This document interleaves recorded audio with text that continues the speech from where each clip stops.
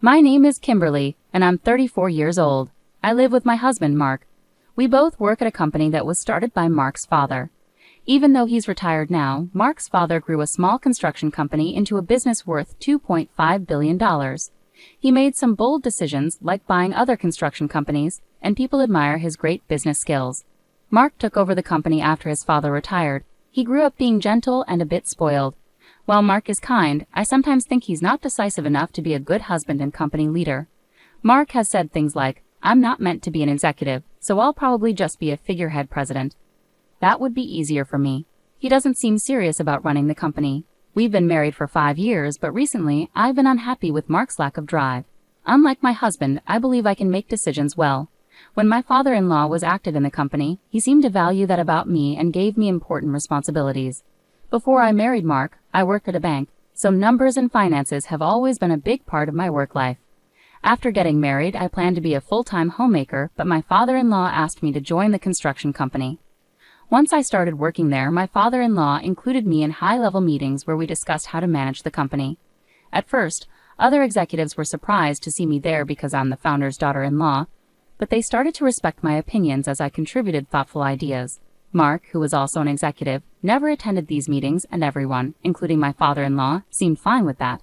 When I got home from these meetings, I'd often find Mark relaxing and watching TV. "Why weren't you at today's meeting? You're an important executive. You need to take responsibility," I asked him, frustrated. Mark responded without remorse, saying, "Even if I went, I wouldn't understand what's going on, and the executives prefer you anyway, so it's fine." He seemed to dismiss my involvement in the board meetings, perhaps finding it bothersome. Meanwhile, my father-in-law appeared to be grooming me to take over the company, teaching me everything about running the business. As someone new to managing a business, I found the work fulfilling and aimed to meet his expectations. About 2 years after I started attending meetings, my father-in-law retired completely. The executives started coming to me for important decisions, sidelining Mark.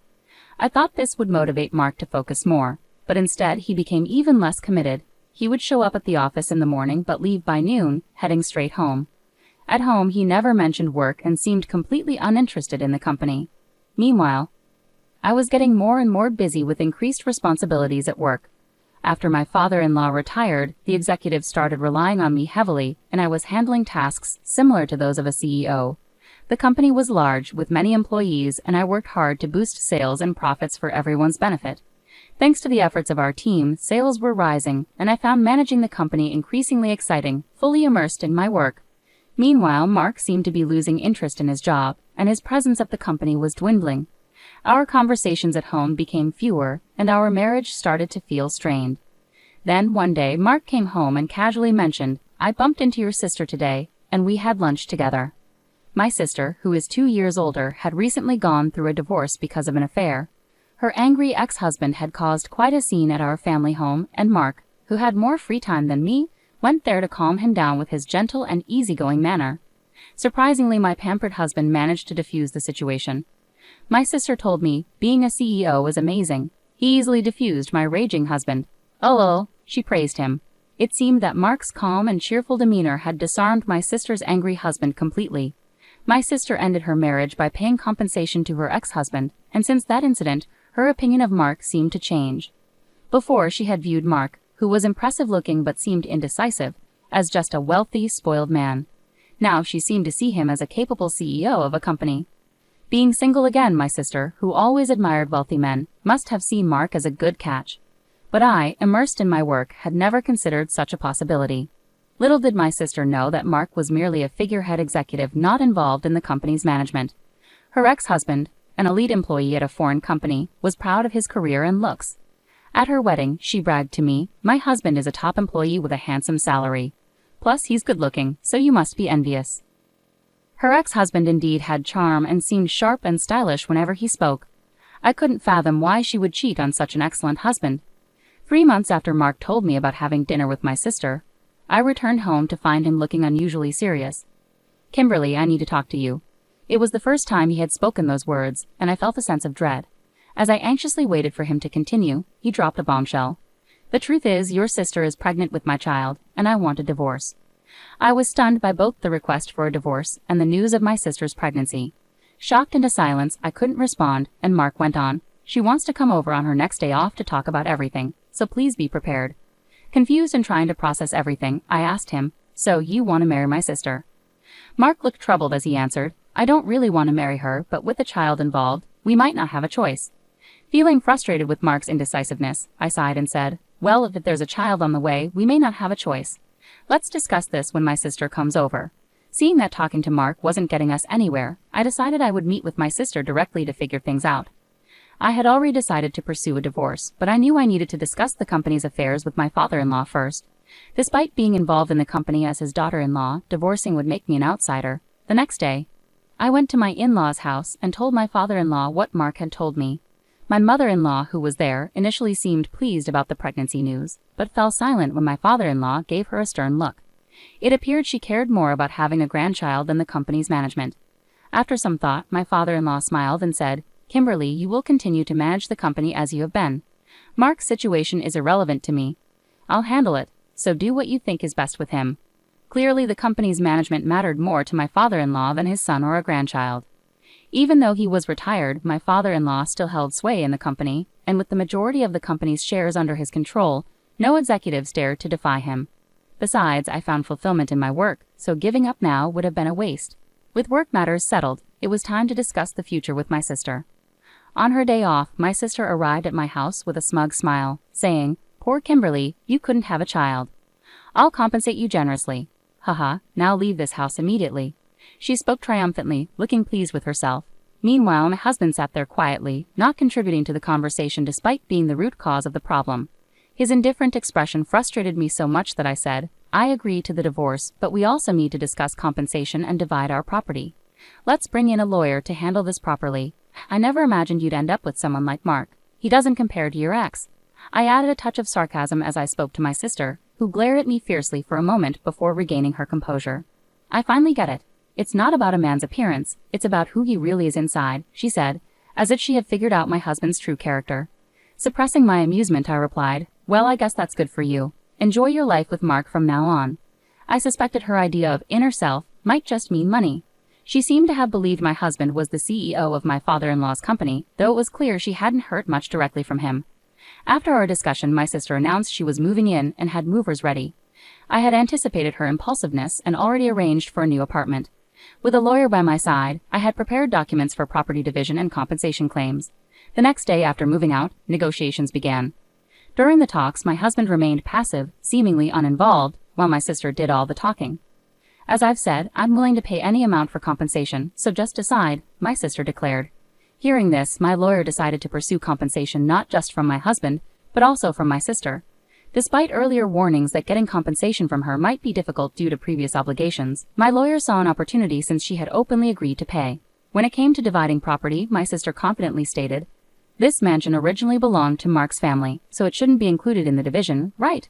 The lawyer responded calmly, "This property is owned by the company, so that decision lies with the company." My husband, thinking it was his father's property, asked, "Really? This house wasn't my dad's?" He didn't seem surprised. In contrast, my sister panicked and snapped at the lawyer, "Wait, so does that mean I can't live here?" The lawyer replied matter-of-factly, "Since it's company property, you can stay here if the company approves." My sister visibly relaxed upon hearing this. "Okay, why didn't you say that earlier?" "It's fine because Mark, the CEO, lives here, right?" she asked, assuming Mark held a high position. The lawyer was momentarily surprised, then burst into laughter. "What are you talking about? Your sister is the CEO." The lawyer continued to laugh, looking at my sister, who seemed shocked by the revelation. She immediately turned to my husband, exclaiming, "Wait, Mark, you're not the CEO." Instead of responding, my husband looked troubled. I clarified for her that Mark was just an advisor without any authority to act on behalf of the company. I, on the other hand, was an executive officer and had been promoted to CEO by my father-in-law when he retired. This decision was supported by other executives due to my contributions, and there were no objections. As for Mark, his father had arranged for him to receive an executive salary as an advisor, despite not actively working. Consequently, the salary was less than that of a regular employee, and I was covering all our living expenses. My husband seemed indifferent to our household finances, showing little concern whether the house we lived in belonged to the company or his father. I had been paying rent to my responsible father-in-law, thinking of it as a regular rental property. The lawyer, amused, asked me, "Is it okay to continue renting this house to Mark?" My sister reacted strongly to the mention of rent. What do you mean rent? He shouldn't have to pay rent. It's company property, right? He should live here for free. The lawyer chuckled again at my sister's remark and presented the rent amount. Both my sister and husband were taken aback upon learning about the rent for the first time. Given the size of the house, the rent was substantial, far beyond what I could afford on my salary alone. Even with my husband's salary, paying the rent would leave us with very little for living expenses. As for the division of property during our 5-year marriage, my husband's modest executive salary was spent entirely on daily expenses, while my higher salary went towards covering the hefty rent and other living costs, leaving little accumulated savings or property. Ultimately, we divided what little savings we had. After the lawyer left, my sister, who had expected to live in this grand mansion, looked visibly disappointed. Meanwhile, my husband, seemingly unaffected, continued to smile as usual. Frustrated, I suggested, "Your mom was happy about you having a child, so why don't you move back to your parents' house?" He agreed, but I couldn't help but laugh at why I was still being considerate towards my soon-to-be ex-husband. I started to worry about whether such an unreliable husband could responsibly raise a child, but I realized it was no longer my concern, so I left that decision to my sister. My sister seemed to have forgotten about her own compensation payment. I tried to clarify, "Sis, are you okay with the compensation payment? You were talking confidently, but you were still making payments to your ex-husband, right?" She looked surprised and seemed to snap out of her previous mindset. "Wait, do I have to pay compensation too?" My husband jumped in, seeming flustered, as if he hadn't been listening. "Even though we discussed this today, you said, 'I'll compensate you generously,' but you weren't talking about me, were you? My salary is really low." My husband and sister exchanged bewildered looks. Although I couldn't believe it, I had to hold back laughter watching their exchange. For my part, I no longer cared, as I had already finalized the divorce and compensation agreements with their signatures. However, my husband and sister appeared pitiful. My ex-husband, who had married my sister, followed my suggestion to return to his parents' home. Yet it seemed that they were constantly arguing. The root cause was the revelation that my sister's claim of being pregnant with my ex-husband's child was false. His mother, who had anticipated an heir, was furious. His father, who had never been fond of my sister for taking my ex-husband away from me, reportedly never spoke to her again. As for the compensation, my ex-husband's father paid his share in full. However, my sister pleaded with her father-in-law to cover her compensation too. He angrily retorted, "You have no right to call me father." Disappointed and empty-handed, my sister fled from my ex-husband's family home and has been missing ever since. It seems she only remarried my ex-husband to avoid paying compensation. My ex-husband briefly considered reconciling with me, but his father sternly admonished him, saying, "You shouldn't even think about starting a family. You can't even take care of yourself." I have no intention of reconciling with him either, having lost all trust when he betrayed me with my sister. His indifferent attitude during our discussions disgusted me further. Subsequently, he was dismissed from his executive position, resigned, and now works as a temp. Meanwhile, I have continued as the CEO of my company and am content without thoughts of remarriage, as I find fulfillment in my work. Even after separating from my ex-husband, I maintain a close relationship with my father-in-law, seeking his counsel during challenging times. For now, I see myself married to my work, dedicated to the welfare of my employees.